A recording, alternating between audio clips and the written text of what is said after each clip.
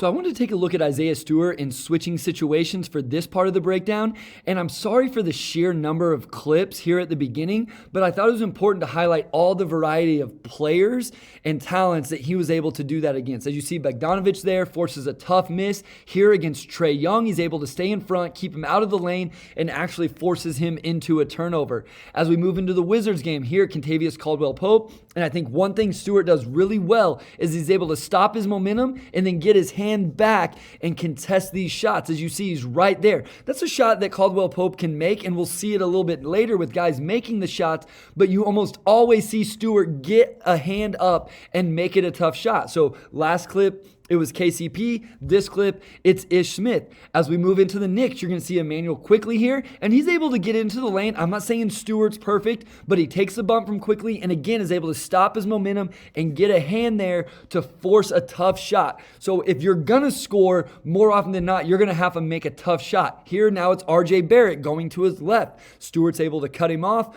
force him to pick it up and into a tough situation. Against the Nets, we saw it against Seth Curry. So I know a guy that's more apt to shoot a three and those type of things, but still he forces a deep one and contested. Now I will highlight this more later. The one thing I don't love about how much he has to switch is he's not in here on the defensive boards. And even though Killian Hayes makes a nice scrappy play here to steal this one and get the ball for the Pistons. Now against Kevin Durant, I know you can go to the film and show me how many times Kevin Durant scored, and I'll show you a lot of clips that look like this. Okay, Stewart keeps him away from the rim, and then look at the contest. Like his hand is right there as KD releases this. He's going to go off his right foot, 1 foot, and then look at the contest. He's high-fiving him as he releases that shot. Yes, KD makes it. That's because KD is unreal, not because it's bad defense by Isaiah Stewart. And then even here against Kyrie Irving, again, and this is in the fourth quarter, and this is why I really think it translates to the playoffs, is in these types of situations. But again, look at the contest as Kyrie releases the ball. It's right there. I know he makes it, but you have to love what he is able to do. Now some negatives that could go along with it.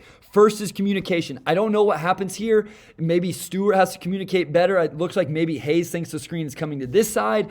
I don't know. Maybe he thinks he's drop coverage, which he shouldn't think that. I don't know what it is. All I wanted to do was highlight that communication, even though while switching seems easy, there can be some communication issues as you see it there against the Knicks. And then back to the Nets game with Braxton Key, there's a little bit of a slip here. Stewart thinks they're switching. Key doesn't, as you even see Stewart kind of talking to him after the play. So there can be some communication in terms of are we switching, are we not? And then also, you put Stewart in this situation this many times. One, yes, he is going to give up some buckets as you see Burks get to the rim there.